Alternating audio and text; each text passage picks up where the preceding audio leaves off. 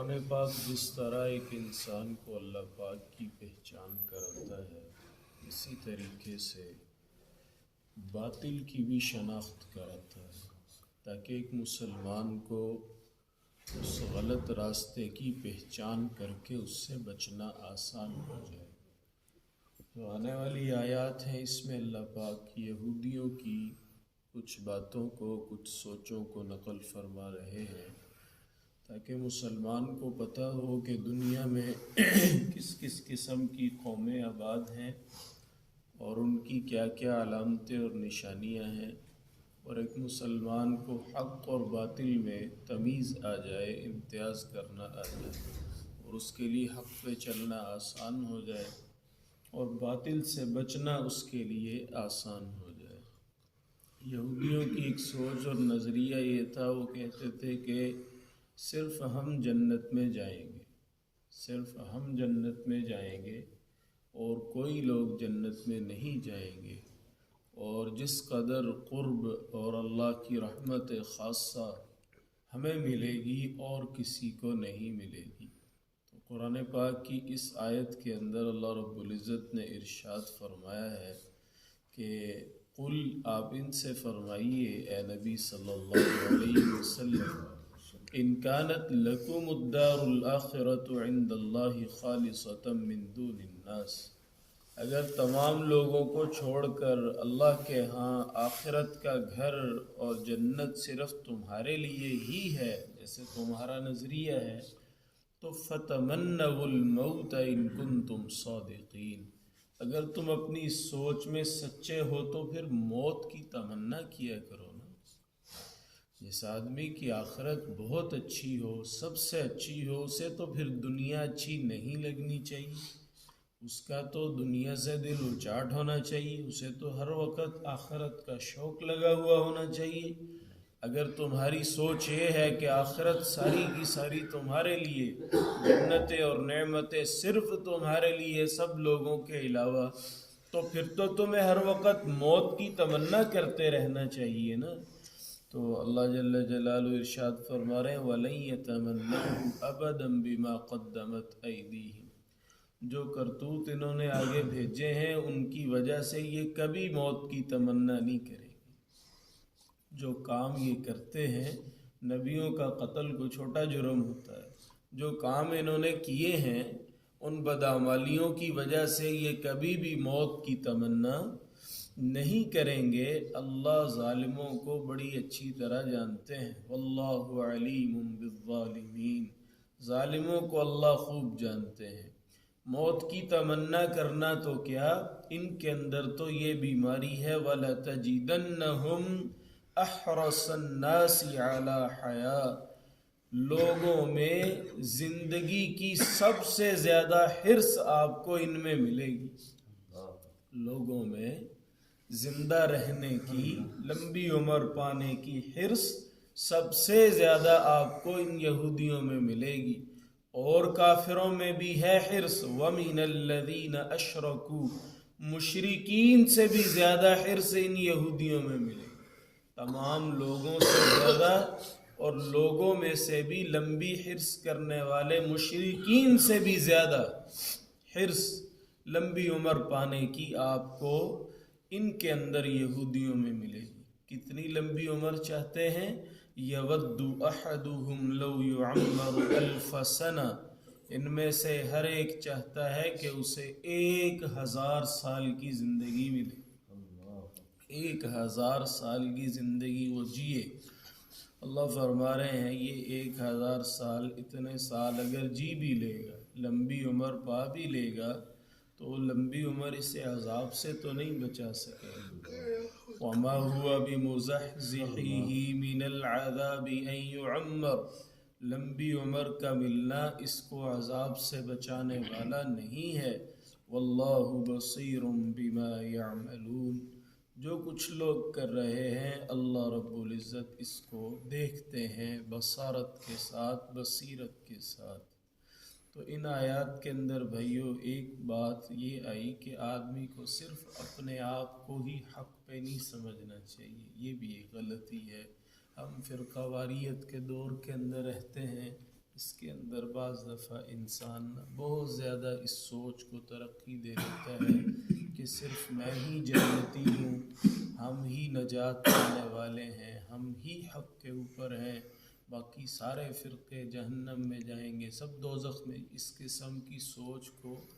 اتنی زیادہ حد تک نہیں لے کے جانا چاہیے کہ آدمی دوسرے مسلک کے لوگوں کی عیادت کرنا بھی چھوڑ دے، ان کے علماء کا احترام بھی چھوڑ دے، ان کی مساجد میں نماز پڑھنا چھوڑ دے، فوت ہو جائے تو جنازوں میں شرکت نہ کرے، ان کا کوئی بندہ شہید ہو جائے تو اس پہ خوشی کا اظہار کیا جائے، ان پہ کوئی مصیبت اور مشقت آئے دوسرے مسلک کے لوگوں پہ تو اس پہ خوشی کا اظہار کیا جائے۔ ایسی تقسیم اچھی نہیں۔ وَاعْتَصِمُوا بِحَبْلِ اللَّهِ جَمِيعًا وَلَا تَفَرَّقُوا، اللہ کی رسی کو مضبوطی سے تھامو کا مطلب ہے اللہ کے دین کو مضبوطی سے تھامو، تفرقہ بازی سے بچنا چاہیے، تفرقہ بازی سے بچنا چاہیے۔ اور اس تفرقہ بازی کے اندر ایک سوچ یہ ہوتی ہے جو یہودیوں کی تھی کہ صرف ہم کامیاب ہوں گے باقی سارے ناکام ہو جائیں گے۔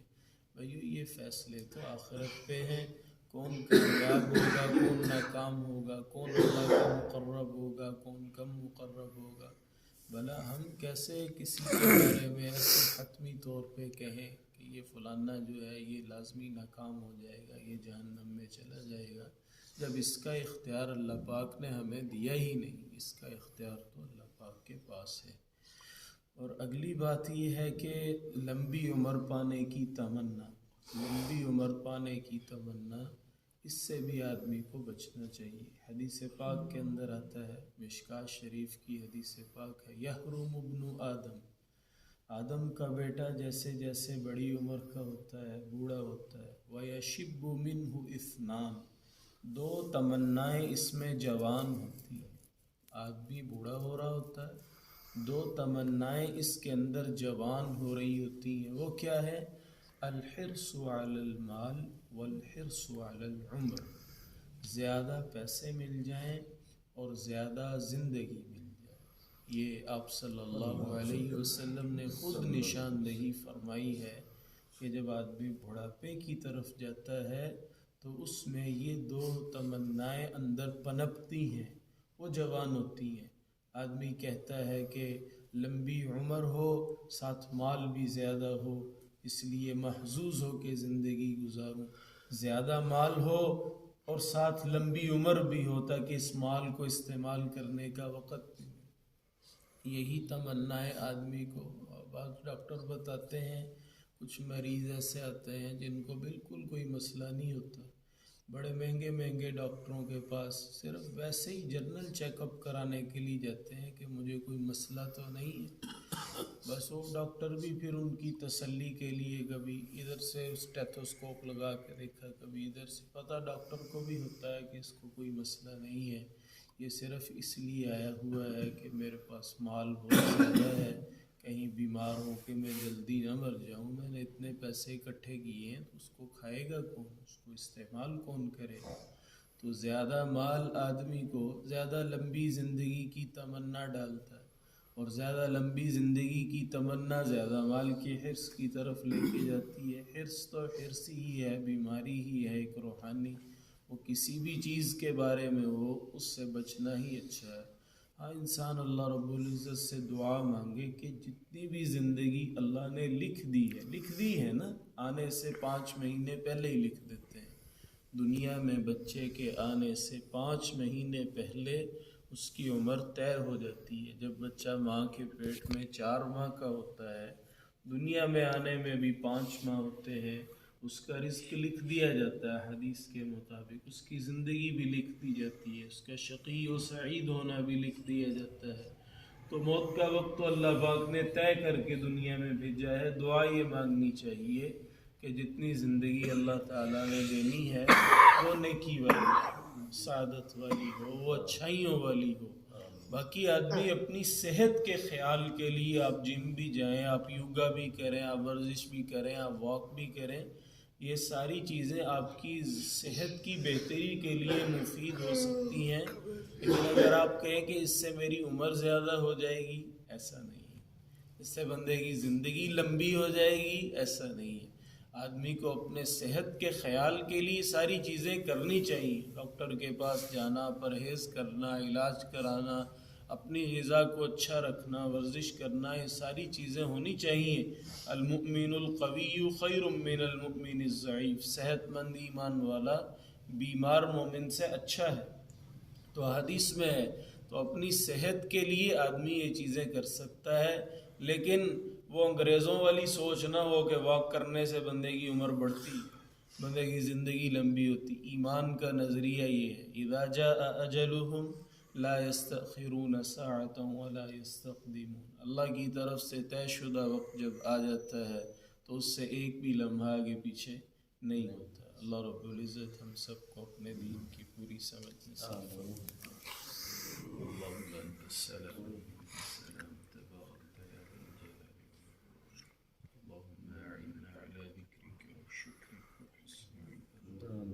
ربنا ظلمنا انفسنا وإن لم تغفر لنا وترحمنا لنكونن من الخاسرين، اللهم بارك لنا فيما رزقتنا، اللهم اغفر لنا وارحمنا وعافنا وارزقنا واسترنا واجبرنا وانفعنا واهدنا، اللهم إياك نعبد